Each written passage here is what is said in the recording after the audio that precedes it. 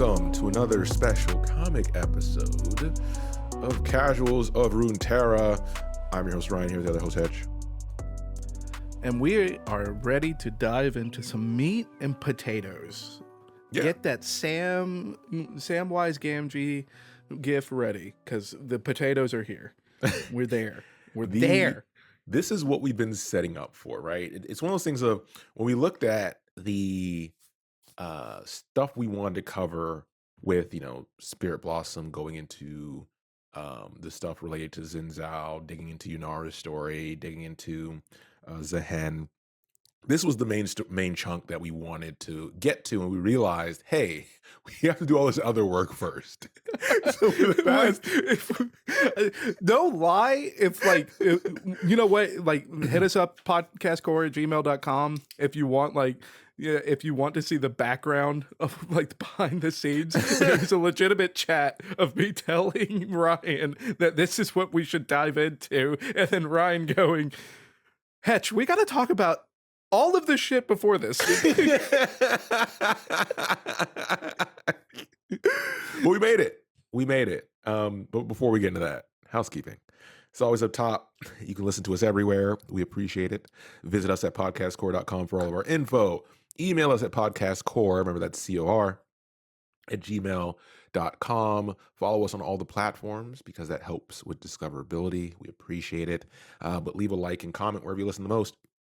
But word of mouth has gotten us to this point. So tell a friend to find the balance between who they are and where they come from by listening to the Casuals of Runeterra podcast. Yes. Perfectly balanced, as all things should be. Execute half the prisoners. And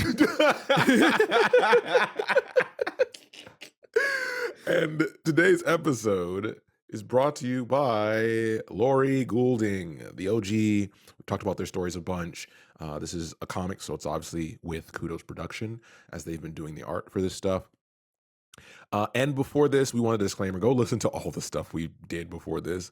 This is not one of the episodes you just want to jump into. Listen to all the Zehen, Yunara, Xin Zhao, all the previous comics we talked about up to this point, because this is the reason we talked about them, right? It kind of defeats the purpose if you just hop in here. You'll be confused, unless you really don't care. And we will, I will provide just the quickest of synopses as far as for what has been going on. Xin Zhao gets a spirit blossom in Demacia. That doesn't belong there. He goes to Ionia, meets up with Kennen, tries to learn more about the spirit realm, gets attacked by Demonkin, goes into the spirit realm directly to fight Demonkin alongside Yunara, having no idea who the hell she is. And then they come out and she immediately demands to speak with the manager. And then that leads us to this comic. There you go. You're caught up. It's that easy. We should just do an episode where we just did that. Honestly, just release a 15-second video, special. It's like the episode's shorter than our housekeeping. Yeah, Hedge did it. So let's hop into it because this is going to be a chunky one. So get your popcorn, hot chocolate, whatever you do. Get in a comfy chair. And let's get into the story, which is told best in 3 parts. Part 1, the temple bells ring. But Xin Zhao's kind of stunned at this moment because he's having this troubling vision. And Yunara believes that this vision and the breach that's happening are connected, that they are one event. And Xin wants more clarity just on how dangerous this threat is, right? He still doesn't really know too much. And he's considering, hey, if it's dangerous enough or whatever this power is, can invade my mind, I would like to know what we're up against. And then Kennen wants to know more about the Demonkin that they fought with because he wasn't there. And it's just like everyone has questions, right? And it's so funny because it's like, this isn't one of those scenarios where you can answer a question by floating another question, right? Yeah. It's like asking what the Darkin are does not tell you who is invading my brain. All right. I need more than that. And unfortunately for our boys at Zhao, that means that we have to go into a history lesson for him to even kick in the position to understand what's happening. Yeah, and regarding the Demonkin that was there, and Yunara tells them he's a homie, right? His heart is good. And then Kennen decides, okay, well, that just made Zen more confused. Let me give you a bit more of the story because Zen reveals that Demacia has its own tales of the defeat of Darkins, and Kennen agrees that these stories exist and they're important, um, and reveals that Yunara is one of these stories that have been a little bit twisted to fit society's needs. Because most people in Runeterra don't need to know the truth of what happened, but he's going to reveal it for Zinzal because Zinzal does need it at this moment. And this is something that we've talked about in our previous episodes, so I won't dive into it too much, but like this is that whole disconnect between like history and legend, Yeah. right? Like they especially for a culture where it's going to be more of a verbal history that's going on and instead of like completely written history, these stories tend to change. A story's better with a bit of embellishment. Like it so once there's one embellishment there and it gets told for a few generations, we got to go with another embellishment Yeah. because these kids are bored by hearing the same shit over and over again. And now it's like, okay, Kennan's here to set the record straight because okay, now you need to know what the hell the real thing was. Yeah, so in order to do that, we need one of our favorites, a flashback to 1500 years ago. That's a lot of embellishing. So what happens is essentially Darkins arrived, right, with a mass of followers, and they killed a bunch of people, and Koshin was the last stand. And then suddenly, to Yunara's surprise, because she was there, a god of the third lands, which Shurima, appears and fights on their side, and he ends up defeating an army single-handedly, and they're kind of taken aback by this. And this is the obligatory moment of every one of these episodes, it feels like, where it's like we do encourage you to go read this yourself, because especially when we get to the history part, Kudos production is going out of their way to bring this side Yeah. of the runic wars to life. And the illustrations are so good. Oh yeah, it's very well done. We're not surprised there. But yeah, so this being introduces himself as Zahen and basically fills them in on the bio that we've covered, so they know what's going on. And he mentions that he cannot stand by and watch while all this happens, so he decided to hunt and stop them himself if he must. And he always mentions during this event the pain that it causes him, which gives them a hint at a sense of humanity, right? And allows this group to trust him more. And the Eye of Twilight at this time, which is not Shen, right? This is 1500 years ago. We A do little get to before see, his time. yeah, we do get to see a young Kennen. Or it looks like a young Kennen. But the Twilight of his time is the one that forms the pact with them. Remember, they handle the contracts, an alliance with Zahen, and officially intertwines their fates, right? So it's not, it's it's kind of magic, kind of just spirit realm, nature, shenanigans, but essentially binds their efforts together. Yeah, like if anything, this is going to be like the the closest comparison that I feel like we could use is just to steal from League of Legends. Mhm. And this is like the karma W Yeah. buff. Like you are tethered together. Yep. And it's like, okay, like what happens to you is not going to be as bad because I'm going to share it with you. Right. And uh from that point, like we start like the illustrations really start to give a lot more detail, not only as far as like like younger canon and stuff, but like the Eye of Twilight actually has like the same spirit sword Yeah. as Shin. Yeah. So it's like, oh shit, that actually is like passed down generation to generation. We get to see more a bit more Sakuga as far as with Zahin fighting other Darkin, and some of the Darkin look a little familiar. Mhm. Like it, this is where it's like, okay, this is our story's officially picking up. Yeah, and we do get a name for this Eye of Twilight, which we promise that in the future we're gonna do separate episodes where we go over like minor characters and kind of bridge them together, and then reference certain episodes. But this is Banan is her name. But yeah, so we move on to part two now of the story. Part one ends there, and then we get to see them fighting. Literally for 3 years, they fight Darkins, and as they fight, Yunara is kind of in charge of keeping an eye on Zehen because if he turns on them or something happens, she's the one that's responsible for stopping her in her role, right? And every Darkin puts up a fight, but soon they were able to seal every one of them into their cursed weapons.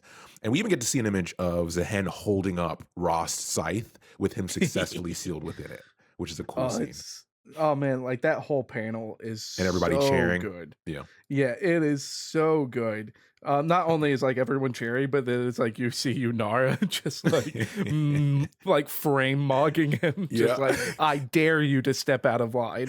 Uh, but it is also very nice to see as far as the progression of Yunara from here because 3 years of constantly fighting means that she also grows as a warrior Yep. herself. So we even get to see a couple panels of her using more tactics than what we've seen in the prior frames before this. So it very well done. I can't recommend enough to go read this one. Oh, this one's good. This one's good. We've been waiting for a while to get to this one. But yeah, so after the fight, right, they were concerned that, although Zehen was an ally, he's kept in line for 3 years. This success kind of proves that he is the most dangerous one, right? And even though that's the logical conclusion, they had a deal and he would be allowed to go in peace. So Zehen reveals to them during this time where they're like, hey, you can go. We don't, we appreciate your help, so on and so forth. But Zehen reveals himself that, over time, he's been changed by this course of battle. I mean, he's killing his kinfolk essentially. And because he does have this moral compass, it is affecting him. And he is the one who actually asked to be bound to his weapon and hidden away from mortals so that knowing he's the strongest one, he will never be attainable. And this is when Yunara sees this self-sacrifice and decides, I pledge to guard him. And this is a reference again, finally, we get our answer to the person walking around in Zehen's bio.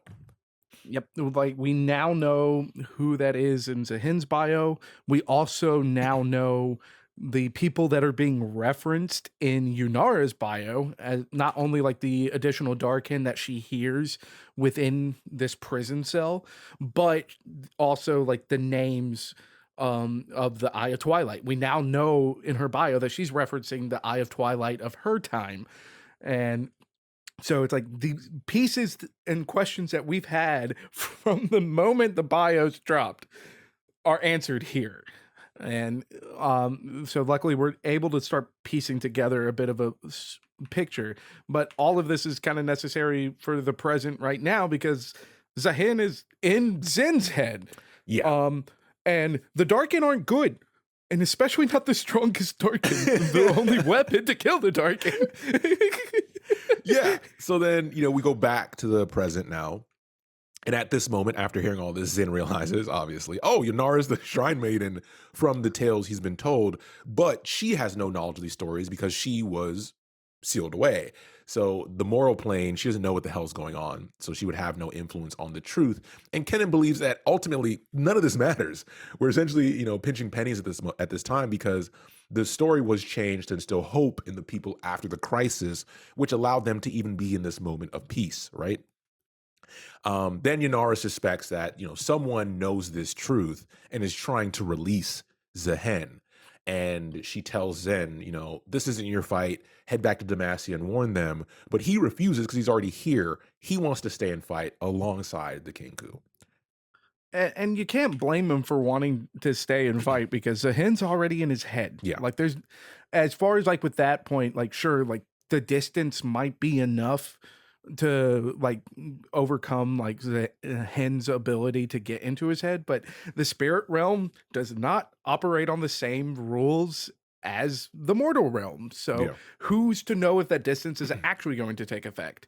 So I can't blame him for wanting to stay and fight, but if he's gonna stay and fight, he needs a weapon because if you remember from our last episode, he broke off the spear in the demon's chest. Haven't we all? So we jump forward. They're like, okay, cool, you can help us, right? We like you, Zin. Let's go. So Kennen ends up meeting up with what seems to be a Kinku informant who tells him that Shen and Mame are far away and they're not going to make it in time, right? So they're off the list of people that can help. And he also tells the group that the temple's gone again. It appeared and it disappeared. And this concerns Yunara immediately. She tells Zin that this temple resides in the Eye of Twilight's domain. Remember the contract. And in order to enter it, you have to go through the Trials of Twilight. So Kennen mentions, well, shit, I can open the way, but if you guys want to make it back, I have to stay outside. And also, like Hetch mentioned, Zin needs a spear. So we now have a setup for this mission where they have to go in. Kennen can't help them inside. He has to monitor the portal outside. What will happen next? And don't call me out as far as for reading the notes wrong. But but like as far as with this point, another issue that's going to be brought up is that we have to go into the spirit realm now. Zinzal is officially a Demacian soldier, which means he's wearing Demacian armor. Yep. And there's one thing that we keep bringing up with Demacia, and that is fuck magic. So not only do we have to find a weapon for Zinzal, he's got to take all of his armor off too. So he's going to go in basically naked on top of it. So yeah, this takes us to the informant, essentially take him to like a armory. And it's like, okay, we gotta get some new stuff, some new threads, and gives him essentially Ionian armor instead. And then they have to go seek out the Wood Weaver for the spear part of it. And the next time we meet back up with Kennen, Kennen sees Zin and he's like shocked and like, oh shit, that armor fits you very well, right? Like this is how you're supposed to look.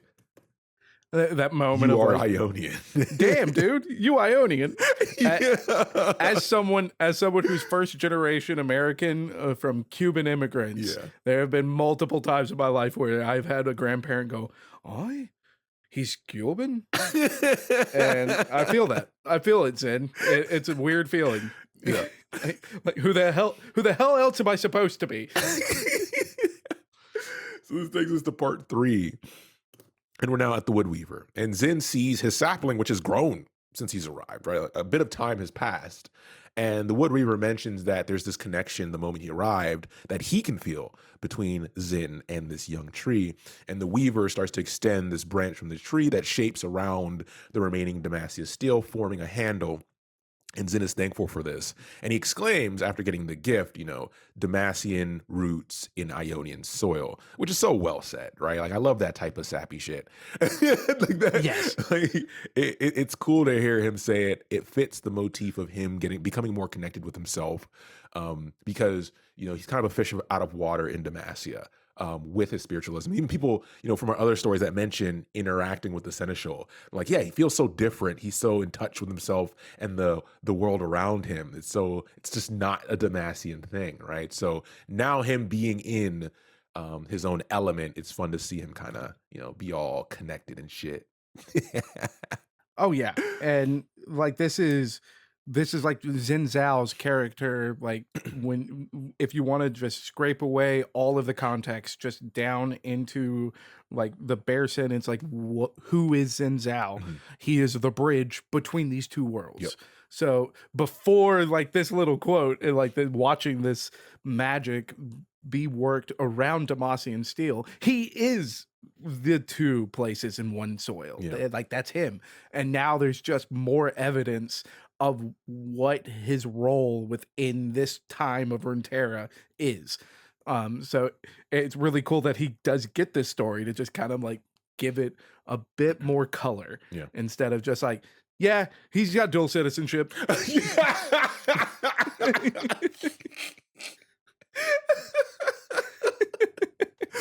As someone with dual citizenship, it is a broken passive. So we jump now to the opening of the portal, and Ken is just doing cool shit and warning them to not stray from the path at all. He opens his portal, the two run in, and Zin can immediately feel like the power and the energy of this. Yunara doesn't respond at all because she's used to this shit. She's about this life. But suddenly, Zin is slammed into the deck of a burning ship. I really wish that we do get a point in time where they start kind of giving us an idea of what Yunara's context of time is. Yeah. Like if she's felt this 1500 years or if it was in the blink of an eye for her, because then like it would make this scene even funnier as Zen Zhao's like, oh, look at the Doctor Strange portal. And Yunara is just being like, this is a fucking Tuesday. Like, get to work. And we wrap up the story in part 3 with, Zen can't believe what's happening. He doesn't know what to expect, technically. But he's back on the deck of the Facero, which, is the ship that he served on as a boy. And he's confused, but there's a voice from the outside that's guiding him, that tells him, hey, calm yourself. And this voice mentions these are moments that change your life forever. The trial has begun. And that's where the comic ends. And that is a call out from one Bo Yang. And this is one of the reasons that at the top of the episode and pretty much at every episode of this series, we've said, to go check out our Zen Zhao episode. This is the whole reason we covered the bio and we did, because now he has to relive this bio for his trial. But like reliving it as an adult is going to be a very interesting experience. And we didn't, what's funny? I don't think we named the comic. I think I forgot. It's called The Truth. It's The Truth, baby. It's so important it needs no name. We only speak the truth here. It doesn't need to be said. But yeah, so this is one of the first big comics. There's another one, which is the following one we're going to talk about, which is The Warning, which we'll get into and serve that one up for you all. But there's not really more in the general discussion section to add to this, because this was the discussion, right? This is the stuff we wanted to talk about. And it's cool. We can do this. We can do a little reflection on our original thoughts when we were talking about Yunara and Zehen. We were being a bit provocative, right? We were trying to, we knew this is coming up, but we wanted to serve it in a way that was like, hey, this is different. This is different for Riot, for how they present a bio, for how they present a story, and how it's split up, because it is still a critique on how we think the best way to convey stories to the general League of Legends audience is. We appreciate this slow take and this approach to it, but this is more of an approach of like a novel, right? Where if you take that approach and this broken up pieces for something that's not a novel, it feels off kilter. And that's mainly what we want to focus on. But now we're at a point where like, hey, you see, now Yunara, you understand her more. You like her more. Zehen, we understand her more. We like her more because it feels more familiar now that we have all this information kind of localized. And that's what we try to bring to you all. Yeah, and I'll say it because I've arguably have been the most critical about the way that like the bios have come out. And as far as like the kind of person that I am, and the fact that I'm lucky enough to have a show where I talk about lore with a friend of mine, is like the way that Yunara and Zehen were released works for me, because I'm a loser nerd who's gonna go read it all. Yeah. But I think that like I would not be surprised if like the average League of Legends player wouldn't know where to go to read all this. Yeah. And even when you know where to go to read all of this, getting it in the right order isn't guaranteed, because it's not packaged like a novel. Yeah. So it, as far as for like the average user, I don't like the way, like overall, I'm not a fan of the way that they've released the bios for these two champions. Mm-hmm. That is not to say that I'm not a fan of their bios, because especially like now that we were able to cover the truth, and we're going to be moving on into the next as far as continuing the series, the story's fantastic. Yeah. It's very well done. I just don't think that it was handled well as far as how it's given out to the public. Yeah. And I mean, if anything, it's like, okay, cool. Like, it's great for the show. Oh yeah, we love this. Like, hey, we love this stuff. But it is also just like, it's a lot of stuff to cover. Yeah. before we even get to the meat and potatoes. Like, what? This is our 4th or 5th installment? Yeah. And that's not counting the bios. And so it's just a very weird way. Like, I think overall I'll still be a little bit critical of the way that they've released it, but at least the story's good. Yeah. Like, if the story was like original Gangplank level of bad, we would be having words. Yeah. It's we highly respect the writers and the writing team. I think we've proven that love over the course of the show, and we always Laurie Goulding can do no wrong. Yeah, we always hope that the company has that same respect for the work that they're doing and continues to support that moving forward. But all that to be said is, we got here, right? We got here, we got the information, we did it. And if you've listened to it up to this point, obviously, thank you. And we hope it's been a cleaner experience than going and digging for this yourself. Because you can just listen to us while you do something else, right? We'll do the hard work, and you get to relax. But with that, we got more to come. So we'll leave it there. Thanks for listening, and we'll be back soon with the next episode. Yeah, take care, everybody.